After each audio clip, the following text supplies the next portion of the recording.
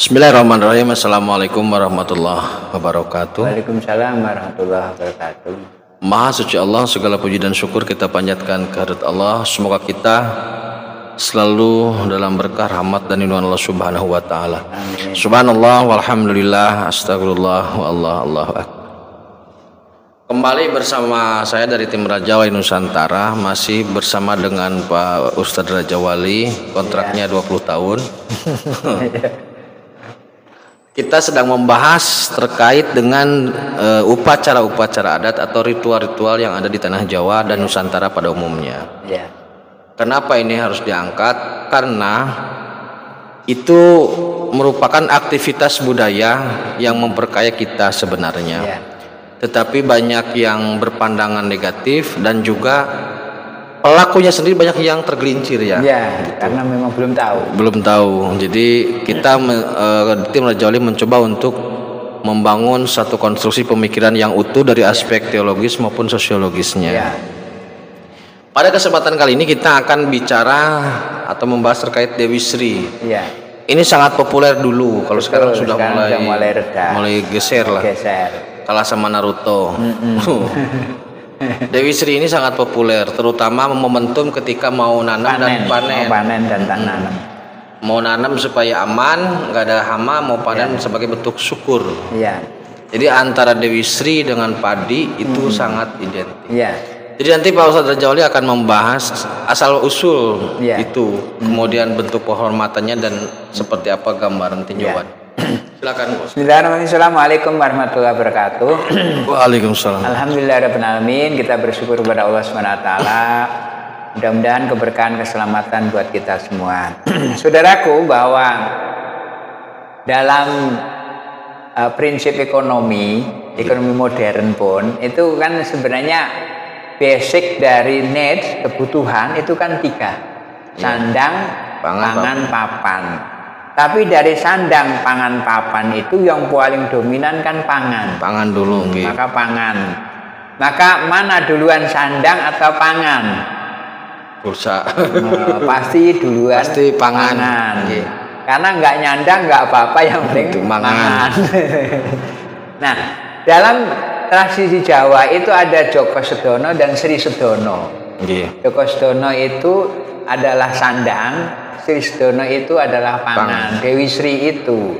Maka produk-produk Dewi Sri ini, produk makanan atau produk yang padi itu dihormati karena dewa kemakmuran, Dewi kemakmuran. Nah, makanya kenapa kok menggunakan Dewi Sri gitu ya? Sebenarnya dalam Islam kan memang diwajibkan untuk ya Rasul siapa yang harus dihormati? Ibumu baru bapakmu. Umuka bapak. Ibumu 3 kali, bapaknya 1. Jadi ibu baru bapak. Kira-kira begitu dah. Kira-kira begitu. Karena 3 dari 1. Nah, penghormatan ini oleh orang-orang dulu itu dibentukkan dalam bentuk simbol. Maka waktu metil itu Dewi Sri itu jadi pengantin kan. Bisa didoain, kemudian dipetil, dibawa pulang dulu, zaman dulu ya. Nah, kemudian ditempatkan di tempat yang terhormat. Enggak, sebentar saat ya. Nah, kemudian metil itu apa sendiri metil itu? Metil itu ini loh, kalau mau panen itu kan sebelum panen raya kan ada ini loh, panen ini dulu lah, panen kecil-kecilan dulu. DP lah. DP. Ya, metil ngambil yang utama, disimpan sebagai simbol kemenangan. Karena kita sudah panen. Maka itulah Dewi Sri bawa pulang. Nah, itu digendong, kemudian dikasih saji di situ untuk makanan. Ini dulu, sekarang sudah enggak. Tapi itu pun bergeser karena sekarang sudah enggak ada metil. Langsung aja. Panen langsung ke pabrik. Nah, budaya ini sebenarnya akan bergeser. Kayak kondangan juga akan bergeser, sedekah laut jadi akan bergeser. Kita ganti dengan apa? Syukur tadi. dengan bentuk kesyukuran. Sekarang ini jatuhnya udah nggak medil, jatuhnya adalah tanda syukur habis panen. Karena panen bawanya bukan bawa gabah, bawanya al-fulus. Di sawah jadi tembak. 1 liter berapa sih? Gitu udah. Nah ini sebenarnya penghormatan. Jadi kalau nanti ada anak-anak kita generasi bawah dulu yang itu berlaku musyrik, bukan musyrik, dia menghormati notabene kebutuhan pokok dalam hidup itu makan, pangan. Maka lumbung padi dulu di mana-mana. Nah sekarang ini masih dilanjutkan oleh orang Badui, Pak. Orang Badui itu nggak pernah dia kebingungan urusan makan. Karena apa? Tahun ini memakan hasil tahun kemarin. Nah, tahun yang sekarang panen itu akan dimakan tahun depan. Bahkan surplus terus. Nah, surplus makan inilah menghormati Dewi Sri dengan hormatnya. Apakah itu salah gitu maksud? Nah, kalau Dewi Sri sendiri sosoknya ada nggak? Atau legenda? Sebenarnya legenda itu Dewi Sri itu legenda. Nah, kayak legendanya Tangkuban Perahu, legendanya Roro Jonggrang. Masa 1 malam kok bisa itu dari mana Bandung dengan Bondowoso 1 malam naik Argo. Argo Bromo itu sebenarnya legenda. Karena apa? Karena kalau disejarahkan dengan murni itu nggak menarik. Maka bumbu-bumbunya ini disedap itu bumbu mistik. Bumbu mistik menjadi legenda. Legenda itu ya ada fisiknya, dibumbuin dengan cakep sehingga menjadi awet. Nah, ada nggak hubungan begini, Mbak Ustadz? Orang zaman dulu kan makan susah, tapi berkah. Karena penghormatan yang tinggi terhadap hasil bumi, hasil panen, alam. Telur 1 dibagi 5, belah kecil-kecil. Saat ini kan urusan pangan ya, walaupun memang mungkin ada beberapa yang masih belum menikmati, itu kan beras banyak, makan kenyang segala macam. Tapi apakah ada indikasi saat ini keberkahan yang berkurang? Sebenarnya gini, ini penghormatan orang dulu panennya sekarang. Oh begitu. Iya, jadi orang dulu menghormati karena kurang, maka penghormatan syukurnya orang dulu itu mengakibatkan anak-anaknya sekarang ini beras dari Thailand. Jakarta itu nggak perlu nanam padi, tapi beras dari Thailand. Nah, inilah keberkahan, apalagi di kota kan. Ya Allah berikanlah ini buah-buahan gitu ya. Ternyata nggak ada pohon tapi ada uwit. Duit, itu buahnya gede-gede. Apelnya cakep-cakep. Pasar induk ya. Pasar induk. Ini adalah jasa orang dulu. Nah, dulu ritual-ritual itu hasilnya sekarang. Nah, saudaraku, bahwa nanti di era milenial mungkin kondangan tinggal kenangan, kan? Sedekah laut tinggal kenangan. Tapi nanti zamannya sudah akan bergeser dengan sendirinya. Jadi sudah hafal ya sekarang ini silaturahmi hanya dengan handphone enggak? Nah, innalillahi pakai handphone Kang, semua handphone itu. Jauh di mata, dekat di HP. Pergeseran itu disebut. Pergeseran ini kan suatu keniscayaan ya, keniscayaan. Jadi satu sisi kita tidak bisa menahan laju perubahan karena yang abadi perubahan itu sendiri. Namun di sisi lain juga kita harus menghormati yang masih tersisa, yang masih ada, melestarikan, tapi tetap dengan karakteristik jangkar atau yang kuat. Benar.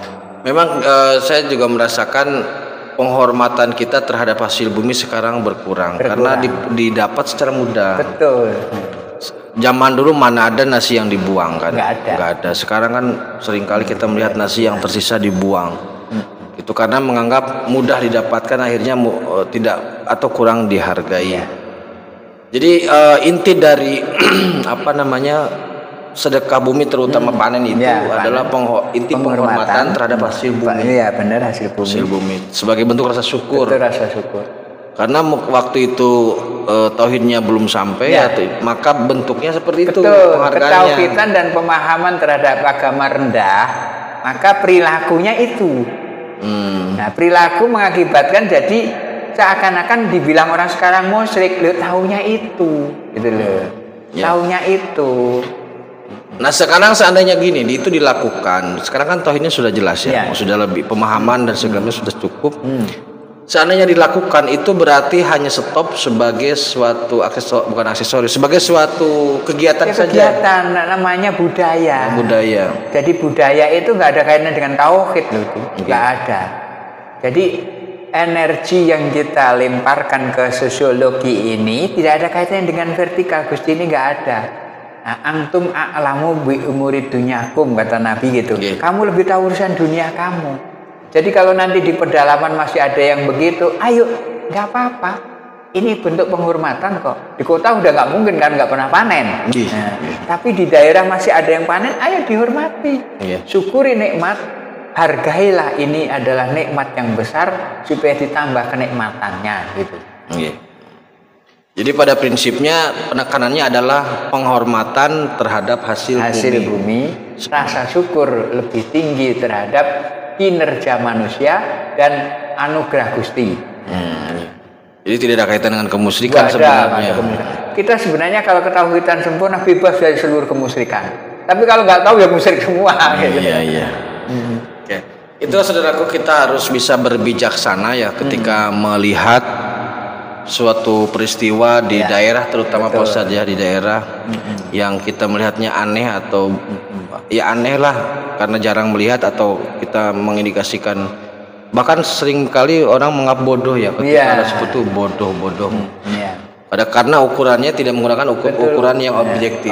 Standarnya standar pribadi yang dan kurang utuh dalam melihat. Betul. Nah, nanti kita juga akan melihat budaya-budaya yang ada semua untuk memberi satu pemahaman terhadap perilaku yang tauhid kayak apa, sosiologi itu yang akan terbebas dari ketauhidan kayak apa kan itu ya, perlu semua itu diberi koridor agar ke depan itu generasinya itu nggak ada yang salah.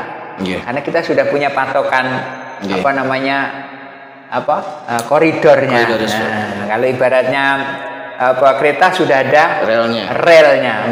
Untuk relnya tetap dua, rel tauhid dan rel sosiolog gitu.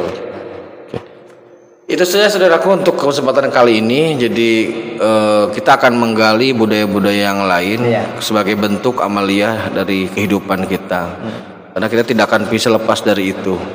Hidup di gurun pun ada upacara gurun. Ada upacara gurun. Nah, kecuali sendiri nggak ada upacaranya. Sendiri upacaranya. Ada sendiri upacara kawin dengan magic jar, ada itu orang kawin diri sendiri ada, udah parah. Selfie. Nikah dengan magic jar ada masalah. Oke, terima kasih, tetap tingkatkan iman dan amal soleh. Assalamualaikum warahmatullahi wabarakatuh. Waalaikumsalam warahmatullahi wabarakatuh.